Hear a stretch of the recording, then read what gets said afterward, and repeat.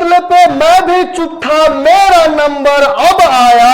मेरे कत्ल पे आप चुप है, आपका नंबर भी आएगा। 1947 में एक नहीं हुए, 1971 में एक नहीं हुए।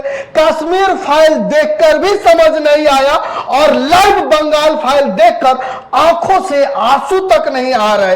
हिंदुस्तान में हिंदुओं के लिए रिलीफ कैंप लगाए जा रहा है क्योंकि शांति दूतों ने बंगाल के हिंदुओं का घर जो है वो जला रहे हैं। और आपको मैं बता दूं, सेवैयों का कर्ज चुकाने के लिए सेकुलर नेता चुप है और जम्बियों से हम क्या ही भरोसा कर सकते हैं क्योंकि वो तो पहले ही क्या है। मुबारक हो आपको 2010, 2011, 2012, 2013, 14, 15, 16, 17, 18, 19, 20, 21, 22, 23, 24 और 25 आ गया।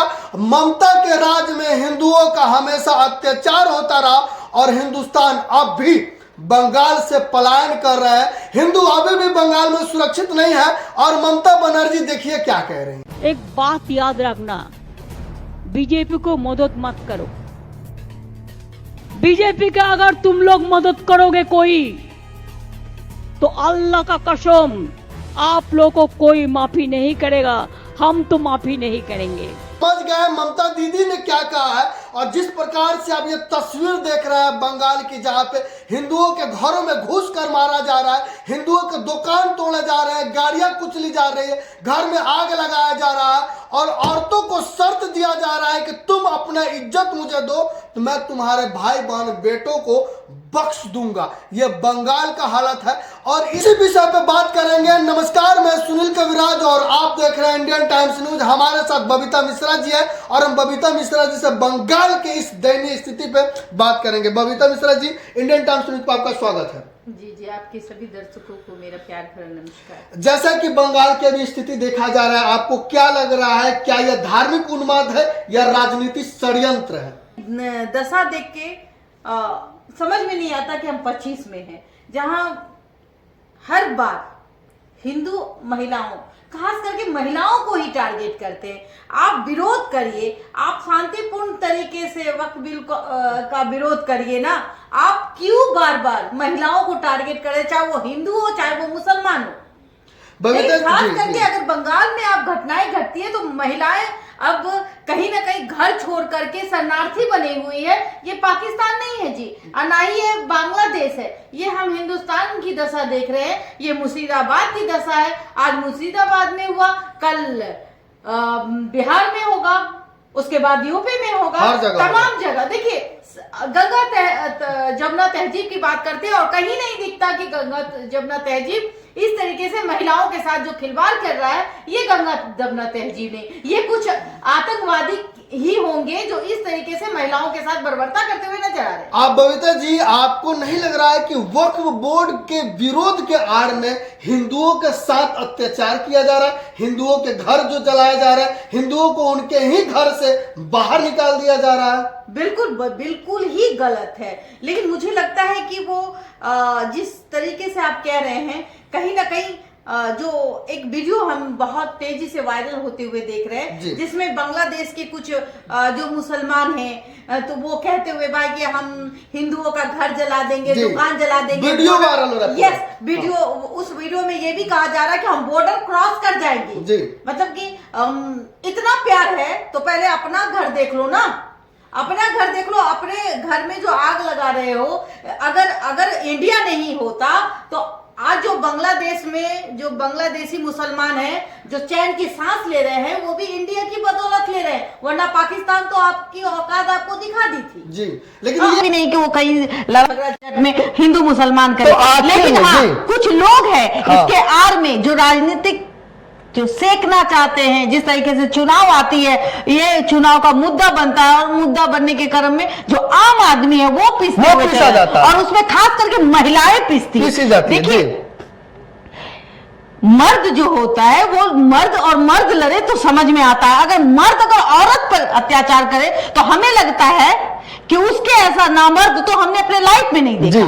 और आप औरत, आप किसी औरत पर एक थप्पड़ मार दीजिए, उसकी जिंदगी तो वहीं खत्म हो जाती है। आप कह रहे हैं कि जब भी चुनाव आता है तब हिंसा होता है, औरतों के साथ अत्याचार होता है, तो आखिर में जब भी हिंसा होता है उसमें मुसलमान है, उसमें हिंदू क्यों मरता है? हिंदू के साथ अत्याचार क्यों होता है? कहीं खबर नहीं निकल के आती है कि गैर मुसलमानों के घर पे तोड़फोड़, गैर मुसलमानों को मारा गया, गैर मुसलमानों को निकाला गया है? बिल्कुल आपने सही कहा कि जब भी बात आती है कहीं ना कहीं अब इसमें जांच का, हम तो यही चाहेंगे कि इसमें जांच होनी चाहिए। आखिर में वो कौन है उग्रवादी, जो कौन है गलत मानसिकता के लोग जो हिंदू मुस्लिम को लड़ाने की कोशिश कर रहे हैं, वो सामने आए। बंगाल में जो घटना घटी है वो चाहती, मैं ममता दीदी से ही बोलूंगी कि बंगाल के लोग आपको बहुत प्यार करते हैं। हाँ।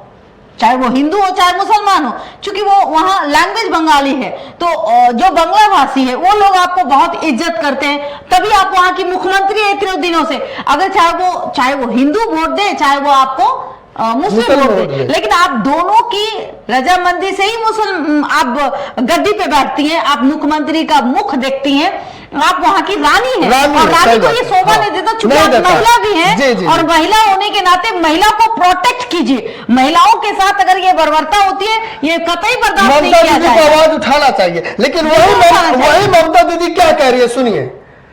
अब बताइए, ममता दीदी खुद कह रही है कि हिंदू धर्म सबसे घटिया है, हिंदू धर्म को छोड़ देना चाहिए। अल्लाह की कसम, तुम हिंदुओं को अगर वोट दोगे तो, हिंदू नेताओं को जिताओगे तो, वो खुद भाषण दे रही है, वो कैसे उस हिंदू महिलाओं के लिए खड़ी होंगी? कभी आपने देखा कि वो कभी देखती हैं कि आमी माँ कालीर भक्त अच्छी, आमी माँ कालीर पूजा करी, तो ये भी तो वो कहती हैं। हाँ। और अगर मुसलमान को प्यार करने के लिए अगर धर्म को चेंज करना पड़े, तो मुझे नहीं लगता है ये गंदी राजनीति है। हाँ।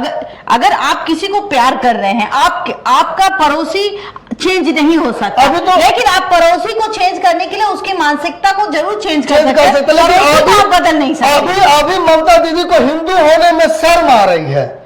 अभी ये इलेक्शन है ना, हाँ। इलेक्शन है ना, हाँ। तो ज्यादा जहां जिस इलाके में वो कहीं कहा जाए कि सर्वे होता है कि भाई सर्वे में किस इलाके में कितनी जातियां है, किस इलाके में कितना हिंदू है, कितना मुसलमान है, कितना बंगाली है, नॉन बंगाली है, उस हिसाब से वो भाषण देती है। ये नेताओं को जिंदा रखने के लिए जो घटनाएं अभी घटी, उस माहौल को अभी ठंडा करने की कोशिश होनी चाहिए, ना कि एक घर में अगर आग लगे तो वो भी दूसरा भी घर जल जाए, तीसरा भी घर जल जाए। हमें चूंकि गंगा जमुना तहजीब को कायम रखना है, तो हमें इन सब चीजों को दरकिनार करना चाहिए। और पानी में जब आग लगती है तो आप उसमें पेट्रोल ना डालिए, उसमें कहीं ना कहीं मैं यही कहूंगी कि जितना हो सके तरीके से उस मामले को खूब पानी डालिए, बार ला दीजिए, लेकिन उस मामले को शांत कीजिए। उसी प्रकार अभी मामला बंगाल में है, बंगाल को लेकर आप कह रहे हैं कि मामले को शांति से देखा जाए, उसको ठीक किया जाए। जब बिहार में होगा, आप जब घर पर सोए रहेंगे और लगभग 50-100 लोग हाथों में लाठी डंडा तलवार बंदूक लेकर आपके घर पे बोले और कहे कि अब आपका घर नहीं है, ये मेरा घर है, तो फिर आप क्या कीजिएगा? आप कहिएगा कि हाँ शांति से आइए बात करते हैं। नहीं, देखिए वो जो सीन सिचुएशन क्रिएट हुई होगी उस वक्त क्या माहौल था, ये ना आप डिसाइड कर रहे हैं, ना हमने देखा ना आपने देखा, लेकिन जो घटनाएं घट रही है, जो वीडियो वायरल हो रहे, हम आज सोशल मीडिया के क्रांति में हैं। आज एक पल भी किसी के साथ कुछ होता है वो तुरंत सोशल मीडिया पे आ जाते हैं, तो ये सबसे